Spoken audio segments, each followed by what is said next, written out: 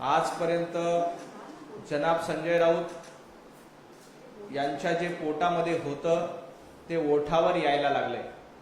कारण संजय राऊत सातत्याने सांगत होते की आम्ही उभाटा गट म्हणून आमचं वेगळं अस्तित्व आहे, परंतु जनाब संजय राऊत यांच्या जे पोटात होतं ते आता ओठावर आले।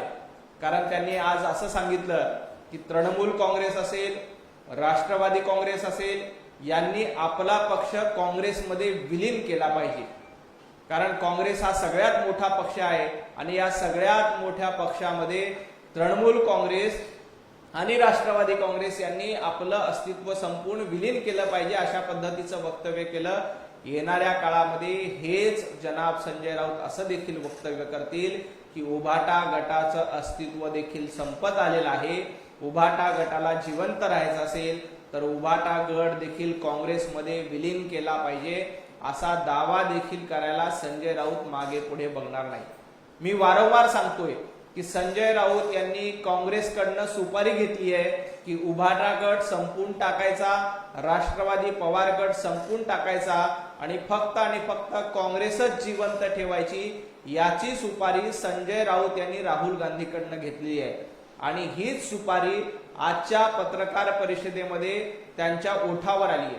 आज त्यांनी स्पष्टपणे सांगितलं की काँग्रेस वाढवायची असेल तर तृणमूल असेल, राष्ट्रवादी पवार गट असेल, यांनी काँग्रेसमध्ये स्वतःला विलीन करावं। येणाऱ्या काळामध्ये हेच जनाब संजय राऊत उभाटा गटाला देखील हाच सल्ला देणार आहेत की उभाटा गट हा काँग्रेसमध्ये विलीन करावा। कारण उद्धवजी ठाकरेंना नेतृत्व करता येत नाही, आदित्य ठाकरे घरात बसून आहेत, त्यामुळं आपला पक्ष हा काँग्रेसमध्ये विलीन करण्याची भूमिका संजय राऊत निश्चितपणे घेतील।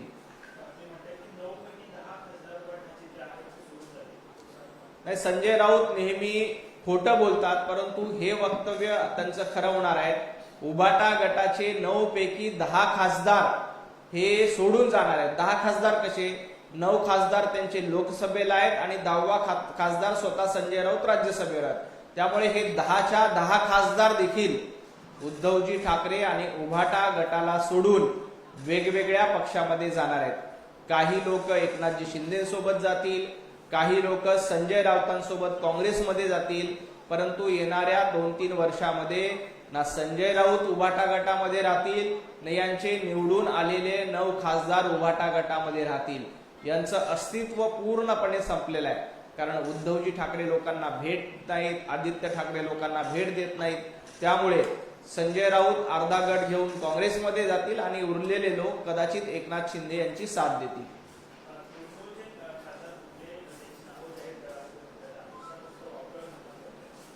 अमितभाई शहा काय वावटळ निर्माण करतात हे देशाने बघितलं आणि जनतेची सुनामी आल्यानंतर संजय राऊत आणि तुमच्या गटाचं अस्तित्व शून्य होतं। तृणमूलचे काँग्रेस हे ममता दीदींच्या दहशतीला कंटाळले आणि ममता दीदीच्या दहशतीला कंटाळून या तृणमूलच्या लोकांनी आपला वेगळा गट, स्वतंत्र गट स्थापन केला आणि हा वेगळा गट येणाऱ्या काळामध्ये लोकसभेमध्ये आपली भूमिका दाखवणार आहे। आणि संजय राऊत, तुम्ही काय वावटळीची भाषा करतायत? या वावटळीमध्ये तुमचं फार अस्तित्व संपलंय। मोदीजींच्या लाटेमध्ये आणि मोदीजींच्या सुनामीमध्ये तुमचा पुरता पक्ष संपून गेला, तुमचं अस्तित्व संपून गेलंय। त्यामुळे तुम्हाला अमितभाईंची वावटळ लक्षात येणार नाही। तुम्ही वायफळ बडबड करण्यापेक्षा आपल्या पक्षाकडे लक्ष द्यावं।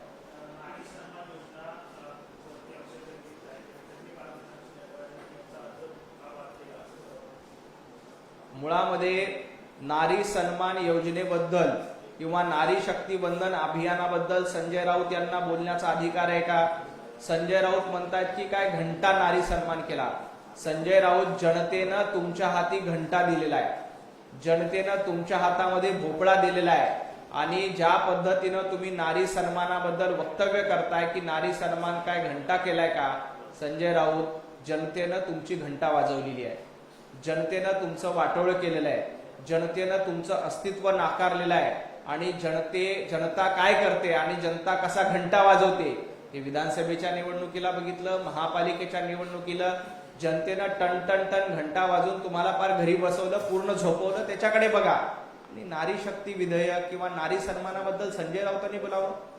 अहो, ज्या पाटकर ताईंचं एक पुस्तक येणार म्हणून त्या पाटकर भगिनीला धमक्या देणारे तुम्ही, त्यांची कॉलर पकडून त्यांना आई बहिणीवर शिव्या देणारे तुम्ही, आणि तुम्ही नारी शक्ती वंदन विधेयकाबद्दल बोलावं, तुम्ही महिला सन्मानाबद्दल बोलावं? संजय राऊत, तुम्हाला लाज वाटली पाहिजे. एक भगिनी त्यांच्यावर बीतलेली आपबीती हे पुस्तकाच्या माध्यमातून जनतेसमोर आणू इच्छिते, तर संजय राऊत काही गुंडाण करून त्यांना धमक्या देत आहेत आणि त्यांना सांगतायत की हे पुस्तक प्रकाशित करू नका.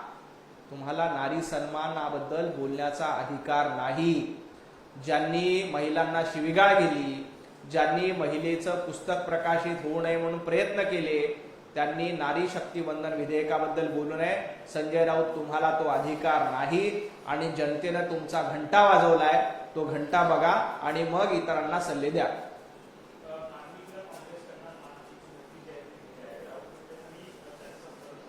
नाही, मार्मिकचे संपादक तर संजय राऊत नाहीच आहेत, पण सामनाचे संपादक देखील संजय राऊत नाही. संजय राऊत यांची एवढी पण कुवत नाहीये की उद्धवजी ठाकरे यांनी संजय राऊतांना सामनाचं संपादक देखील केलेलं नाही. इकडं रोज सकाळी उठून भोंगा वाजवतात, घंटा वाजवण्याचा प्रयत्न करतात, परंतु साधं सामनाचं संपादक पद देखील उद्धवजी ठाकरे यांनी संजय राऊतांना दिलेलं नाही आणि मार्मिकचं संपादक तर त्यांना मिळणारच नाही. मुळामध्ये मार्मिकनी काँग्रेसला सल्ले दिलेले आहेत, काँग्रेसवर टीका केलेली आहे, काँग्रेसमध्ये कशा पद्धतीची गटबाजी आहे हे पुन्हा एकदा चव्हाट्यावर आणलंय. तरी देखील काँग्रेसची गुलामी करण्याचं काम संजय राऊत सोडत नाहीत. रोज उठून राहुल गांधींची गुलामी करणं, त्यांची सुपारी वाजवणं, एवढंच संजय राऊतांचं काम झालं.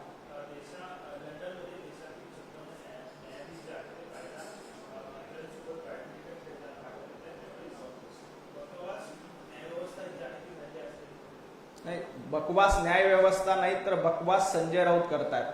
मुळामध्ये आंतरराष्ट्रीय पातळीवर काही परिषदा असतात, त्या परिषदेसाठी वेगवेगळे न्यायाधीश न्यायमूर्ती वेगवेगळ्या देशामध्ये जाऊन अभ्यास करत असतात. त्या ठिकाणी वेगवेगळ्या परिषदा असतात, त्या परिषदांमध्ये भाग घेतात. हे काँग्रेसच्या काळामध्ये झालंय, हे वेगवेगळे सरकार असतानाच्या काळात देखील झालंय. आणि लंडनवारीच्या गप्पा कोण करतंय?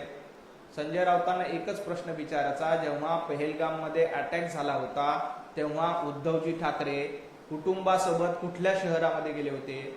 तुम्हाला पहलगाम मधल्या शहीदांना श्रद्धांजली वाहण्यासाठी देखील वेळ नव्हता, कारण तुम्ही आपल्या कुटुंबासोबत लंडनवारी करत होता.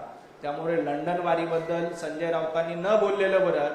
आणि एकदा उद्धवजी ठाकरेंना विचारलं पाहिजे की गेल्या वर्षी पहलगाम मध्ये हल्ला झाला होता तेव्हा उद्धवजी ठाकरे नेमके कुठल्या शहरामध्ये काय करत होते, तेव्हा लंडनवारीला कोण गेलं होतं, याबद्दल एकदा संजय राऊतांनी पत्रकार परिषदेमध्ये घेऊन माहिती दिली पाहिजे. आणि नंतर न्यायाधीश लंडनमध्ये जातात की न्यूयॉर्कमध्ये जातात याबद्दल बोललं पाहिजे. आपले नेते उद्धवजी ठाकरे लंडनवारी करतात तेव्हा चालतं, तेही अशा काळामध्ये जेव्हा पहलगाम मध्ये इथं अनेक कुटुंबांचं घर उद्ध्वस्त झालं होतं आणि त्यावेळेला उद्धवजी ठाकरेंना त्या कुटुंबाला श्रद्धांजली वाहण्यासाठी देखील वेळ नव्हता, कारण ते लंडनमध्ये मजा मस्ती करत होते. मुळामध्ये संजय राऊत, लंडनवारीबद्दल तुम्ही न्यायाधीशांच्या टीका करू नका. उद्धवजी ठाकरे यांनी केलेल्या लंडनवारीचा तपशील एकदा महाराष्ट्राला पत्रकार परिषद घेऊन द्या.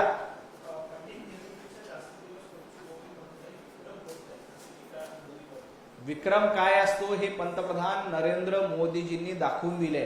पंतप्रधान नरेंद्र मोदीजींच्या काळामध्ये 370 कलम हटलं, राम मंदिराची स्थापना झाली, सर्वसामान्य नागरिकांना जनधन अकाउंट उघडून थेट त्यांच्या खात्यामध्ये पैसे देण्याचं काम केलंय. ज्या देशामध्ये काँग्रेसच्या काळामध्ये साधी शौचालयाची व्यवस्था नव्हती, ग्रामीण गावाखेड्यामध्ये शौचालयाची बांधणी प्रत्येक घरामध्ये करण्याचं काम केलंय.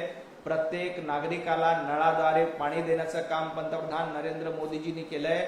नरेंद्र मोदीजींच्या या कारभारामुळं आजूबाजूच्या देशांनी धास्ती केली. पाकिस्तानची पळताभुई थोडी झाली, तशीच संजय राऊतांची देखील पळताभुई थोडी झाली आहे. पंतप्रधान नरेंद्र मोदीजींनी केलेल्या विक्रमामुळे पाकिस्तानच्या कांठाळ्या बसतात, तसंच संजय राऊतांच्या देखील कांठाळ्या बसतात. ज्या पद्धतीनं पाकिस्तान दहशतीत आहेत, त्याच पद्धतीनं संजय राऊत, उभाटा गट आणि इंडी आघाडी देखील दहशतीमध्ये आहेत. की पंतप्रधान नरेंद्र मोदीजींच्या नेतृत्वासमोर त्यांचा निभाव लागणार नाही. पाकिस्तानची जी अवस्था झाली आहे तीच अवस्था संजय राऊतांची झाली आहे. त्यामुळे मोदीजींच्या नेतृत्वामुळे ज्या पद्धतीनं पाकिस्तान घाबरलाय, अगदी त्याच पद्धतीनं इंडिया आघाडी, उभाटा गट आणि संजय राऊत देखील घाबरलेत. त्यामुळं या देशाचे खरे शत्रू कोण आहेत हे या 140 कोटी नागरिकांनी ओळखलेले आहेत. म्हणून मोदीजींनी विक्रम केलाय आणि संजय राऊतांनी लक्षात घ्यावं, मोदीजी हे उद्धवजी ठाकरे यांच्यासारखं घरामध्ये बसून ऑनलाईन मिटिंगा घेत नाहीत. ते सातत्यानं जनतेमध्ये असतात आणि जनहिताचे निर्णय घेतात.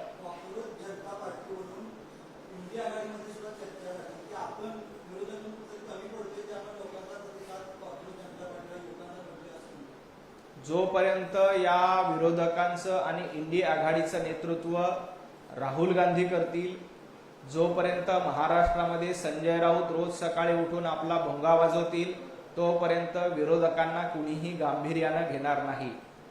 संजय राऊतांकडे कुठलेही मुद्दे नसतात. राहुल गांधी हे भारतात कमी आणि विदेशामध्ये जास्त असतात. ज्यांनी विदेशात जाऊन, परदेशात जाऊन भारताची बदनामी करण्याची सुपारी घेतली, त्या राहुल गांधींवर विरोधक म्हणून देखील लोकांचा विश्वास नाहीये. राहुल गांधी ज्या पद्धतीनं परदेशात जाऊन आपली बदनामी करण्याचा प्रयत्न करतात, त्यामुळे राहुल गांधी विरोधी पक्षनेते म्हणून अपयशी झालेले आहेत. त्यांना सातत्यानं रिलॉन्च करण्याचा प्रयत्न केला जातोय. आजपर्यंत 99 निवडणुका या राहुल गांधींच्या नेतृत्वात पराभूत झाल्या. येणाऱ्या काळामध्ये पराभवाची सेंचुरी देखील राहुल गांधी करणार आहेत.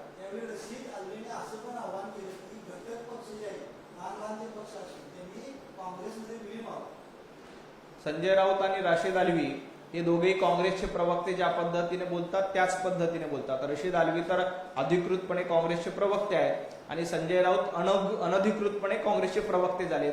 राशिद अल्वी जे म्हणतात की तृणमूल काँग्रेस असेल किंवा अन्य काही घटक पक्ष असतील त्यांनी काँग्रेसमध्ये थेट प्रवेश करावा, आणि अगदी तीच भूमिका आज संजय राऊतांनी पत्रकार परिषद घेऊन मांडली. म्हणजे राहुल गांधींची टूलकिट म्हणून हे संजय राऊत महाराष्ट्रामध्ये काम करतात. आणि त्यांनी काय म्हटलं की जयंती नटराजन यांचा उमेदवारी अर्ज देखील भारतीय जनता पार्टीने निवडणूक आयोगाची मदत घेऊन बाद केला.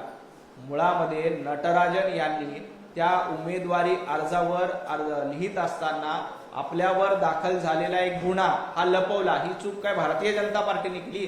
भारतीय जनता पार्टीने नटराजन यांना सांगितलं की तुम्ही तुमच्यावर असलेला गुन्हा उमेदवारी अर्जामध्ये लिहू नका, म्हणजे तुमचा उमेदवारी अर्ज बाद होईल.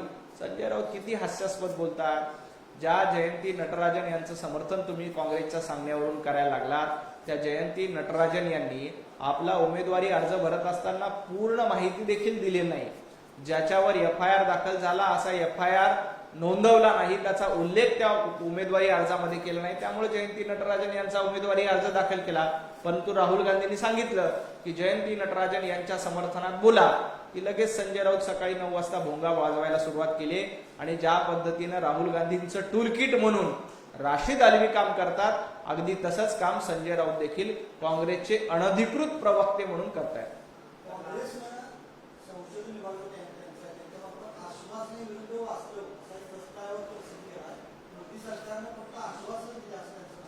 मोदी सरकारने आश्वासनं दिली नाहीत तर ती आश्वासनं पूर्ण केली. काँग्रेसनं ज्या राम मंदिरांच्या अस्तित्वाबद्दल प्रश्न उपस्थित केला होता, रामाचं अस्तित्वच काँग्रेसने नाकारलं होतं. ते राम मंदिर पूर्ण करण्याचं स्वप्न पंतप्रधान नरेंद्र मोदीजींनी केलं. काँग्रेसचे तत्कालीन पंतप्रधान राजीवजी गांधी म्हणाले होते की मी या देशामध्ये 1 रुपया लोकांना पाठवतो तर त्यातल्या 85 पैशाचा भ्रष्टाचार होतो आणि 15 पैसे नागरिकांपर्यंत पोहोचतात, असं म्हणणारे या देशामध्ये पंतप्रधान होते. परंतु पंतप्रधान नरेंद्र मोदीजींनी DBT नावाची स्कीम आणली आणि मोदीजींना दिल्लीतनं 1 रुपया पाठवला तर थेट 1 रुपया सर्वसामान्य नागरिकांच्या खात्यामध्ये जातो. हा काँग्रेसमधला आणि भारतीय जनता पार्टीतला फरक आहे. ज्या काँग्रेसच्या काळामध्ये आपल्या मुंबई सारख्या शहरामध्ये रोज बॉम्बस्फोटाच्या घटना घडायच्या, म्हणजे 2008 पासून 2014 पर्यंत अनेक साखळी बॉम्बस्फोट मुंबईमध्ये झाले. दहशतवादी आपल्या घरात घुसून आपली हत्या करायचे. दहशतवादी घरात घुसून बॉम्बस्फोट करायचे, सर्वसामान्य नागरिकांना मारायचे, परंतु पंतप्रधान नरेंद्र मोदीजींच्या कारकिर्दीमध्ये दहशतवादी हल्ल्यामध्ये कमालीची घट झाली. मुंबई असेल किंवा अन्य कुठलेही शहर असेल, एकाही शहरामध्ये अशा पद्धतीचे दहशतवादी हल्ले झाले नाही. हे फक्त आश्वासन नाही, तर हे वचनपूर्ती आहे आणि आम्ही दिलेला शब्द पाळलाय. काँग्रेसनं काय केलं?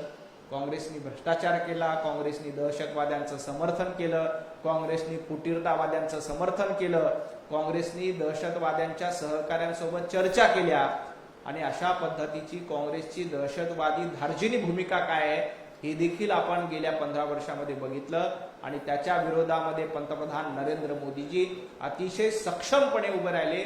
म्हणून दहशतवाद्यांचा कणा मोडण्याचं काम कोणी केलं असेल तर पंतप्रधान नरेंद्र मोदींनी केलंय.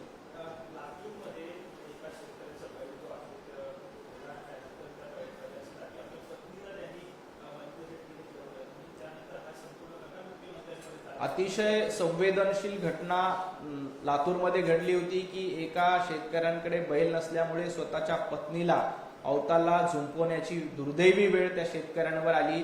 ही बातमी बघताच माननीय मुख्यमंत्री देवेंद्रजी फडणवीस साहेब यांनी तात्काळ संबंधित अधिकाऱ्यांना फोन केले, जिल्हाधिकाऱ्यांना कळवलं आणि संवेदनशीलपणामुळे देवेंद्रजी फडणवीस यांच्या तत्परतेमुळे त्या शेतकऱ्याला देखील मदत मिळालेली आहे आणि त्या शेतकऱ्याला बैल उपलब्ध झाला. महाराष्ट्रामध्ये संवेदनशील सरकार आहे. अशा पद्धतीनं एखाद्या शेतकऱ्यावर दुर्दैवी वेळ आली तर हे सरकार मदतीला धावून जातं. आज बघा की उद्धवजी ठाकरे यांनी फसवी कर्जमाफी योजना केली होती. कुठलीही निवडणूक नसताना देवेंद्रजी फडणवीस साहेबांनी कर्जमाफी दिली. शेतकऱ्यांना वीज देण्याचं काम देवेंद्रजींनी केलं, मोफत वीज देण्याचं काम देवेंद्रजींनी केलं, कृषी पंपाच्या माध्यमातून शेतकऱ्यांच्या आयुष्यामध्ये आमूलाग्र बदल घडवण्याचं काम देवेंद्रजी यांनी केलं. त्यामुळे शेतकऱ्यांचा खरा भाऊ कोण असेल तर देवाभाऊ आहेत.